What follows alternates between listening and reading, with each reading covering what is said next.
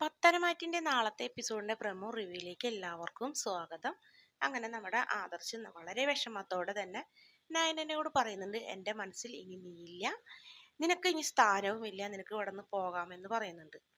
പിന്നീട് നമ്മുടെ നയനരെയും നവ്യരെ അമ്മ ജലജരെയും അതുപോലെ തന്നെ ദേവയാനിയുടെയും മുന്നിൽ കൈ കൂപ്പിയിട്ട് പറയുന്നുണ്ട്, എൻ്റെ രണ്ട് മക്കളെയും ഞാൻ കൊണ്ടുപോയിക്കോളാം, പക്ഷേ ഞങ്ങൾ ആരും ഇതൊന്നും അറിഞ്ഞതല്ല എന്നൊക്കെ പറയുന്നുണ്ട്. നിങ്ങൾക്ക് അഭിനയിക്കാൻ നല്ലോണം അറിയാം എന്ന് പറഞ്ഞു കഴിഞ്ഞിട്ട് ജലജ വീണ്ടും അപമാനിക്കുന്നുണ്ട്. അതിനുശേഷം അതുപോലെ തന്നെ നമ്മുടെ ദേവയാനിയും പറയുന്ന അങ്ങനെ ഇനി ഇവളുടെ കാര്യത്തിൽ ഇനി എനിക്ക് രണ്ടുപേരും ഈ വീട്ടിൽ വേണ്ട, ഇവളുടെ കാര്യത്തിൽ എനിക്ക് തീരുമാനം എടുക്കാൻ കഴിയും.